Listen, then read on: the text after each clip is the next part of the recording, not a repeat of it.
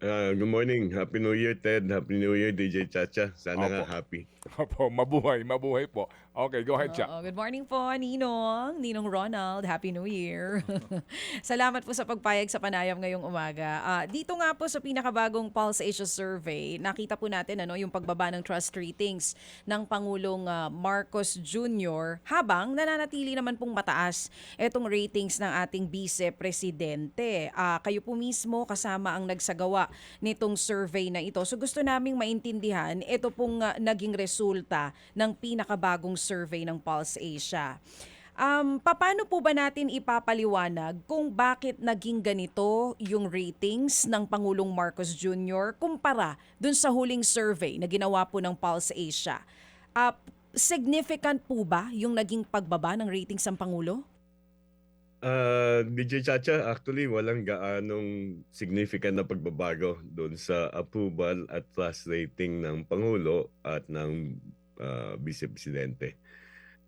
Pag tinignan natin yung approval rating ng Pangulo sa 34% ay halos kapareho lang ng 33% noong September. Ito within the margin of error nung from survey to survey.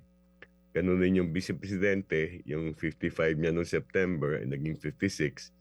So isang puntos na itanaas at again, ito hindi statistically significant.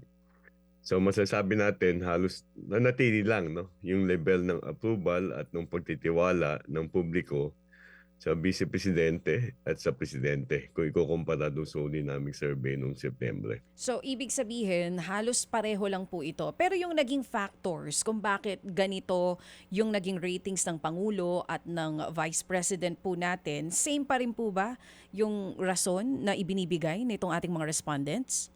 Well, basically, yung pagtingnan natin yung context, ang isang pinakamalaking usapin, gaya na nga nabanggit kanina, ay yung corruption, no? Yung flood control scandal. Pag sinuri natin mabuti yung approval at trust rating ni Presidente Marcos, ang pinakamalaking pagbabago sa kanya ay yung pagtaas ng disapproval at distrust sa NCR o National Capital Region, kung saan ay maaaring masabi natin may kinalaman dito nga yung flood control scandal dahil dito sa region na ito nagkaroon ng ilang mga malalaking protesta nitong nakaraang 3 buwan. Pero sa ibang lugar ay nanatili lang. Ang Vice Presidente mo tumaas ang kanyang approval at trust sa Visayas, no? So yun ang pagkakaiba. Yung kay VP Sara po ba, Sir Ronald, may kaunting pagbaba rin ba tayong nakita dito sa bagong survey? Kahit pa mas mataas pa rin kay Pangulong Marcos yung trust at approval ratings niya? Wala rin DJ Chacha eh. Nanatili lang doon sa level na nakita natin nung nakaraang survey na 55% nag-approve at 54% nagtitiwala sa kanya. Walang gaanong pagbabago siguro dahil wala namang gaanong nangyayari o nagaganap sa bahagi ng Vice Presidente. Kung titignan po natin yung trust and even yung approval ratings ng Pangulong Marcos Jr. and compare po natin yun kay VP Sara, makikita natin na kahit parehong may pagbaba, mas mataas pa rin yung ratings si Vice President Sara Duterte compared dito kay Pangulong Marcos Jr. Tama po ba ito? Pagkakaintindi namin, Sir Ronald? Tama yan at yan ang madalas natin nakikita sa mga nakaraang mga administrasyon na yung Vice Presidente ay mas mataas ang kanyang approval o trust rating kung kukumpara sa Presidente. So hindi to kakaiba to, sa mga nakaraang administrasyon. Maliban na lang siguro nung administrasyon ni dating Pangulong Duterte kung saan dahil madalas niyang punahin ang kanyang Vice Presidente. Bagamat mayorya rin yung approval at trust ni BP Leni noon, ay mas mababa ang kanyang approval at trust kaysa sa Presidente Duterte. So hindi na po ito bago. Even in the past administrations, ganito rin po talaga yung trend na parang mas mataas lagi ang trust at approval ng Vice President compared sa Presidente. Oo, kasi nga ang Presidente ang madalas na pananagutin eh. Ika nga, the buck stops at the level of the President. Yung Vice Presidente, lalong-lalo na kung walang portfolio position yan, walang position sa kabinete, hindi mo malaman kung anong pagbabatayan ng iyong approval, kadalasan popularidad na lang ng Vice Presidente. 'Pag nagkaroon ng isang usapin o skandalo tungkol sa Vice Presidente, maaaring ito yung magkaapekto sa kanyang approval at trust. At yun nakita natin noong panahon na may Quadcom hearings, doon bumababa yung approval at trust ni Vice Presidente Sara Duterte. Pero netong mga nakaraang buwan, walang anumang investigasyon na nagaganap tungkol sa di umano'y mga anomalya na may kinalaman ng Vice Presidente. Pero ang kapansin-pansin, hindi lang sa Pulse Asia, maging sa ibang survey firms, ang malinaw na paglaban sa inflation po, next ang corruption, ang top concerns ng mga Pilipino. So, tama po ba yung pag-aanalisa ng iba nating mga eksperto dito na nawalan ng momentum ang Pangulong Marcos Jr. sa paglaban po sa korupsyon and even sa inflation, kung bakit ganito yung naging ratings po niya? Well, maaaring masabi natin bahagi yun, no? Kasi pag tinignan natin yung assessment ng administrasyon ng Pangulong Marcos sa pagtugon sa paglaban sa korupsyon, 7 sa 10 Pilipino halos ang hindi aprobado, no? Sa sinasagawang hakbang ng administrasyon sa paglaban sa katiwalian at korupsyon. So maaari natin sabihin na bahagi ng disapproval at distrust sa presidente ay yung kabagalan, no, nung pagtugon doon sa mga issue ng corruption, particular na sa flood control projects. Kasama din po ba dito sa itinatanong natin, dito sa mga respondents natin, kung ano bang mahalaga dito sa publiko? Is it yung, kasi may current investigation naman na sinasabi ng administration na dahil may investigasyon, ibig sabihin, nilalabanan nila ang korupsyon. Ang hinihingi ba ng publiko is yung resulta ng investigasyon, not just the investigation itself? Lumalabas po ba ito sa mga pag-aaral ninyo? Well, nung September at sinusuri pa namin tong ilang katanungan sa December, may patungkol sa corruption. Noong September, nakikita natin na hinihiling ng maraming mamamayan ang pananagot, no, sa ilang mga individual na kasangkot sa flood control projects. So tama ka, DJ Chacha, maaaring ang hinihintay ng mga mamamayan ay ilang resulta na nanggaling na mismo, no? Kasi bago ginawa yung survey, meron ng pahayag ang Pangulo na maaaring may makukulong bago sa kalagitnaan ng Desyembre. Pero lumipas yung kalagitnaan ng Desyembre at doon nga namin sinagawa rin yung survey between December 12 to 15, ay walang gaanong kagalawan, no? At nung panahon na yon ay wala pang, meron nang naakusahan, meron nang na-charge si Saldico, pero wala pang naaresto nung panahon na ginawa yung survey. So maaaring masabi natin na may kakulangan doon sa outcome o resulta ng mga hakbang ng pamahalaan para habulin yung mga sangkot Oo. sa flood control projects. Oo, na gusto nila managot talaga, hindi lang basta investigasyon ang mangyari po dito. So hindi nakatulong yung napakahabang investigasyon tapos sa dulo, ito lang yung mga nakikita ng tao na ito lang ang mga nakakulong. Parang ganun po yung nangyari, Sir Ronald. Oo. Matatandaan na rin natin, DJ Chacha, noong Mm. September yung survey namin, sa mga ahensya na nag-iimbestiga, hindi mayorya ang nagtitiwala doon sa kakayanan ng mga ahensya. Kasama rin dyan yung Independent Commission, bagamat kakabubuo lamang noon, noong Agosto. Pero sa mga nangyari na itong mga nakaraang buwan, kung saan may isang nagbitiw at pangalawang nagbitiw sa ICI, maaari na natin sabihin na lalong bumababa yung kumpiyansa ng tao sa investigasyon ng mga ahensya na ito, na talagang pananagutin ang mga sangkot sa mga anomalya tungkol sa flood control at iba pang infrastructure projects. Oo. Sir Ronald, itong Pulse Asia survey na sinasabi ninyo last September ginawa, hindi naman ganun ka-significant, halos pareho lang dun sa huling survey. Pero pagdating dun sa regional differences sa ratings, same din po ba ito last September? Kung saan mataas ang Pangulo, ganun pa rin siya ngayong December. At kung saan mataas din si VP Sara, ganun pa rin po sa ngayon?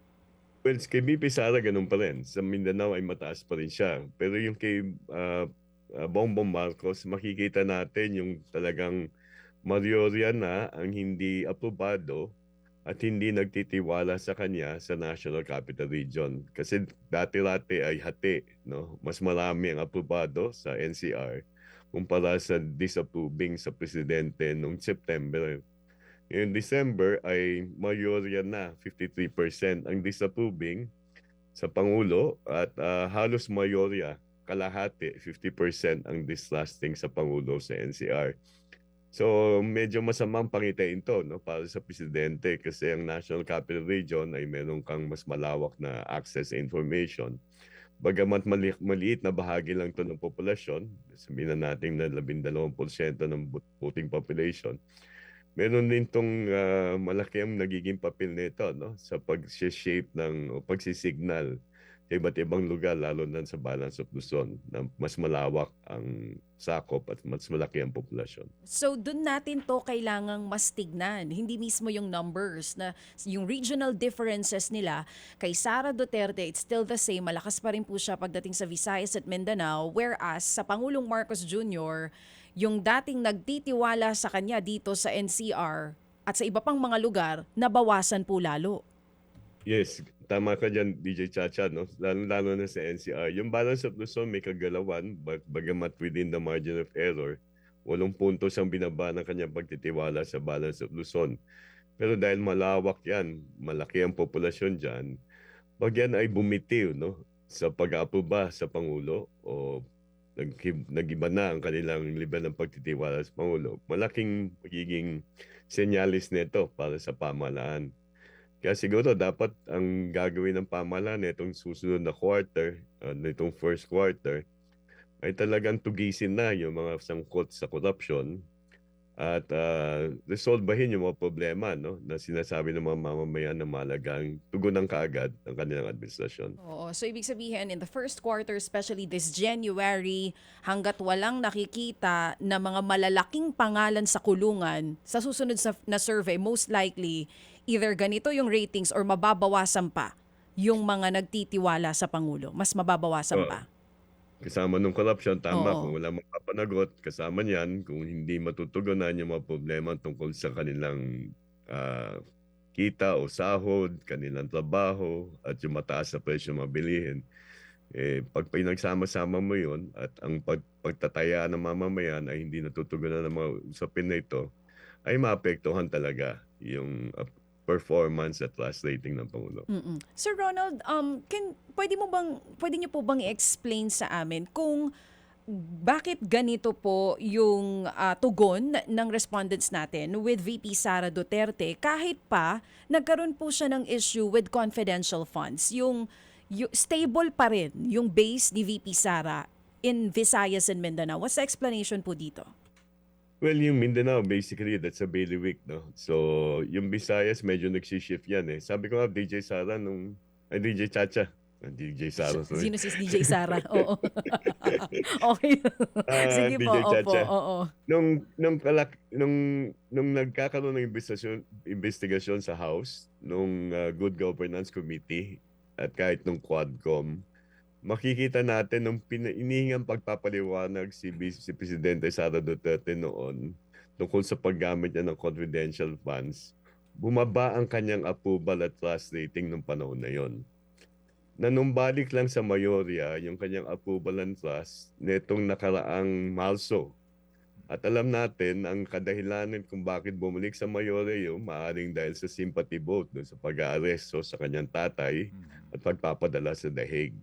Nanatili itong mayorya simula noong Marso kasi unang-una ay napagpaliban na yung mga investigasyon. Kung magsisimula muli yan, maaaring masabi natin na makaka-impluwensya ito sa pagtitiwala at approval ng Vice Presidente. Kasi parang nabigyan siya ng relief doon sa pagpapaliwanag, doon sa pagpapanagot tungkol sa paggamit niya ng confidential fund. Natabunan kumbaga yung issue itong flood control scandal. Kung bubuhayin muli yun, maaaring masabi natin mayroong magiging influensya ito sa pagtitiwala at approval sa Vice Presidente.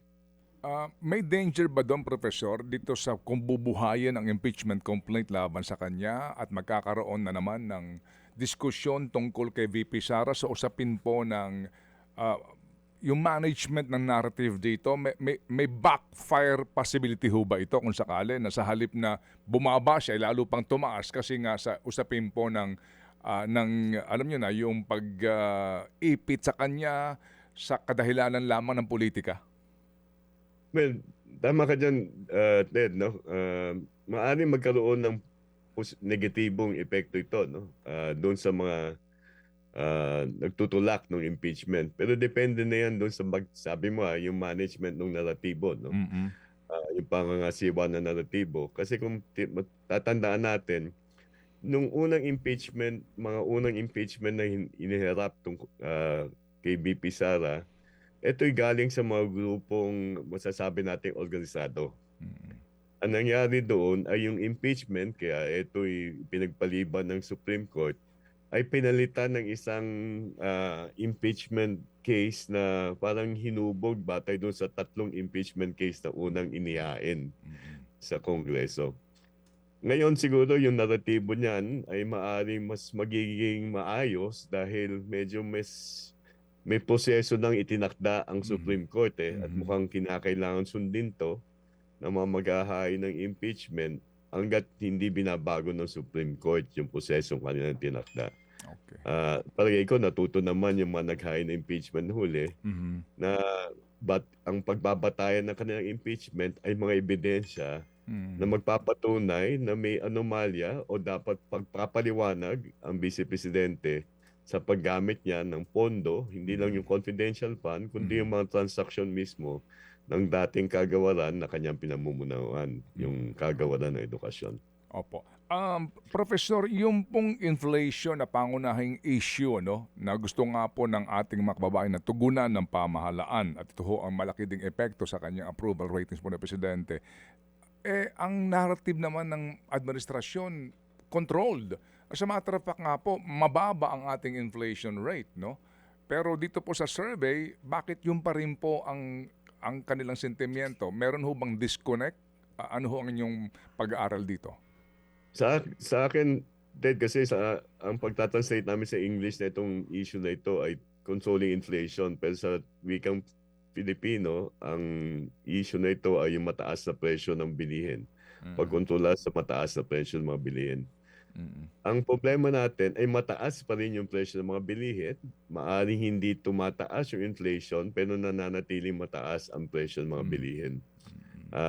So ibig sabihin, usapin dito ay papaano papababain yung presyo ng mga pangunahing bilihin at mga serbisyo.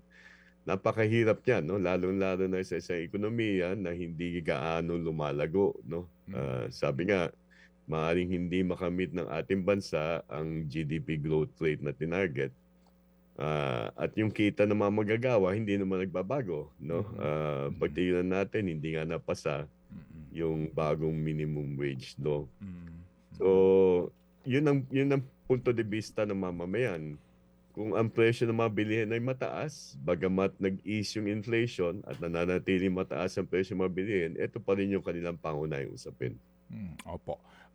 Professor, dito po sa SWS, na trust ratings din na survey nila, ang kanila pong pagkwenta dito, halimbawa po itong kanilang survey po November, ang trust, much trust ay 38. And then yung pong undecided ay 20 at little trust 41. So ang kanila pong net ay -3. Kung ito ho ba ang formula na pagbabasihan natin, lumalabas ba na sa inyo pong December 12 to 15 na trust and awareness and trust ratings po na ginawa, sa big trust ni Marcos sa pangkalahatan national 32, undecided 21, small or no trust 47, nangangahulugan ba na -15 siya? Well, kung gagamitin mo yung pag-net, no? Tama ka dyan, Ted, no? Ang ano lang namin, sa amin, ay hindi kami nag-net ng trust at distrust kasi hindi mo pwedeng pagpaliban yung undecided o yung ambivalent. Isa sa 5 Pilipino pa rin ang nagsasabing hindi na masabi kung sino yung nagtitiwala o hindi nagtitiwala. Pero tama, kung ine-net mo, so basically, susubtract mo yung 47 minus 32, so -15.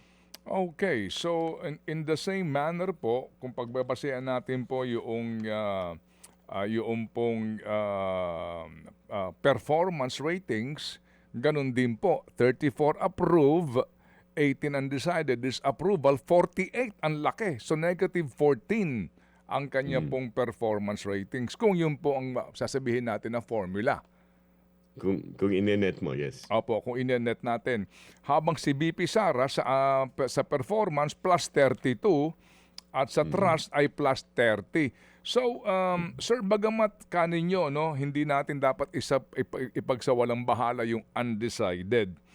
So, ito hong undecided na ito, gaano ka-critical ito para ho sa administrasyon na itong mga taong ito, itong mga Pilipinong ito, eventually magsabi na hindi pinagkakatiwalaan namin, hindi satisfied kami sa performance ng Presidente. Sa usapin po ng governance, Professor.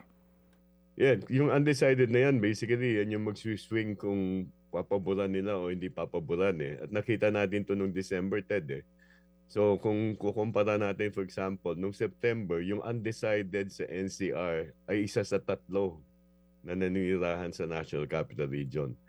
At yung karamihan na itong undecided sa NCR ay lumipat sa hindi pagtitiwala na itong Disyembre. So bakit sila lilipat? Maaring bumalik sila sa pagtitiwala, maaring manatili sila sa hindi pagtitiwala. So indecision basically parang hinihintay nila yung isang pagbabatayan nila para masabi nilang approving or disapproving. Pag lumipat yan sa hindi pagtitiwala, mas mahirap nang ibalik yan, no? Sa posisyon na magtitiwala sila. Ika nga natin, sa atin, mahirap naman sabihin na bigla mong i-withdraw yung trust mo sa isang individual. Merong isang bagay na talagang malubha na magdudulot ng pag-shift mo from indecision to distrust. At mas mahirap na talagang ibalik yung pagtitiwala kung nawala na yung pagtitiwala. Opo. So sir, dito po sa binanggit ninyo no na yung NCR kapansin-pansin na tumaas doon yung disapproval no tsaka yung pong distrust ng marami po sa ating kababayan sa presidente. Ano ho ang critical dito sa governance po ni Pangulong Marcos considering na siya ay papasok na sa 2027 at sa 2027 po ay filing na ng Certificate of Candidacy for the 2028 elections? Well, two things Ted, no? Meron siya mga pinupush na legislation na alam naman natin yung ilang mga legislation na kanyang tinutulak. Katulad ng anti-political dynasty, yung version na ipinail ng kanyang mga kaalyado, medyo malabo, medyo matamlay. So siguro dapat ang una ay seryosuhin mismo ng kanyang mga kaalyado sa Kongreso yung pagbubuo ng mga batas na talagang maniniguro na ang ating politika ay magiging mas bukas, magiging inklusibo kumpara sa politikang umiiral ngayon. So yung sincerity ng reform agenda sa politika ng Pangulo. Pangalawa ay yung pagpapalago ng ekonomiya. Medyo nagiging laggard na ang ekonomiya, sluggish ang economy. Yung growth rate ng third quarter ay less than what was projected. Paano mapapalago ang ekonomiya? Well, ang isang maaring malaking bagay dyan ay yung paggastos mismo ng pampublikong sektor o ng gobyerno. Pero alam natin na medyo matamlay yan itong huling mga 2 quarter. Hindi nating maaring ito yung magiging mabubuhay muli nitong first quarter kasi habang tumataas ang gastusin ng pamahalaan ay nakaka-contribute to sa, let's say, income and eventually consumption ng mga mamamayan. Maaring ito yung makapagdulot ng mas malaking kita at kung mas malaki ang kita o sweldo ng mamamayan ay bagamat mataas pa rin yung presyo ng mabilihin ay mas mapangaabot nila, makakaya nilang bilhin yung mga pangunahin nilang pangailangan. So, go ahead, political and then economic. Political and economic. Yung pong sinasabi ng iba na make or break itong first 2 quarters ng taon para po sa sa panunungkulan ng Pangulong Marcos, no? Sa kanyang political hold, and then yung nga pong binabanggit din na economic recovery. Ano po ang inyong take doon? Ito ho, totoo mo ba yun na ito ho critical ngayon sa taong ito? Well, definitely, itong taon na ito, talagang, kasi pagdinan natin yung political capital ng presidente, napakababa na. By this measure alone, yung approval at trust, pwede mo sabihin na yung presidente parang lame duck eh. Pero pwede pa niyang gawan ng paraan yung pagiging lame duck kasi presidente siya, pangulo siya. May kapangyarihan siya magsagawa ng desisyon at maaring sabihin natin dahil sa kapangyarihan na ito ay maaring manumbalik yung approval at trust ng mamamayan. Pero sa kasalukuyan, parang hindi natin nakikita kung paano ginagamit itong kapangyarihan na ito. O hindi nakikita ng mamamayan na epektibo ang paggamit ng kapangyarihan ng Pangulo. So, this is the year, no? Kasi pagkatapos ng 2026, magkakaroon ng mas malaking politicking sa 2027 kasi nalalapit na yung eleksyon ng 2028. So, mas mahirap mag-recover the year before an election. Mas madali na siguro mag-recover ngayon kasi kumbaga, ika nga nung nabanggit mo kanina, may mga investigasyon na sa corruption at ang kinakailangan na lang ngayon ay mapakita ang mga resulta na itong investigasyon na ito. Manunumbalik ang tiwala ng mamamayan na may nagagawa ang gobyerno patungkol sa katiwalian kung meron na mapapakulong ng malalaking isda na itong mga susunod na mga buwan. Hindi natin malalaman kung mangyayari ito. Sana yung mangyari ito. At ito yung magiging magandang senyales na merong sinseridad yung pamahalaan sa pagpapanagot sa mga tiwali, lalong-lalo na yung kanilang mga kaalyado. Ano po ang maaaring ibunga sa trust ng publiko kay Presidente Marcos kung makaramdam ang publiko ng takipan o pagtatakip? Considering po na hindi naman maitatanggi before the Christmas break, nalantad ho naman doon sa mga affidavit po at statement ng ilang mga taga-DPWH na may mga koneksyon sa tanggapan ng Presidente ang ibang nasasangkot dito sa iskandalong ito at yung kanyang mga sinasabing kaalyado na mga mambabatas ay sangkot dito. Ano ho kaya ang implikasyon nun kung sakasakali na maramdaman ng taong bayan na mukhang may iniiwasan o may pinagtatakpan? Well, pag nangyari yun, maaaring tumaas, no? Ngayon ay 7 sa 10 nagsasabing hindi sila nasisiyahan doon sa pagtugon ng pamahalaan sa paglaban sa katiwalian at korupsyon.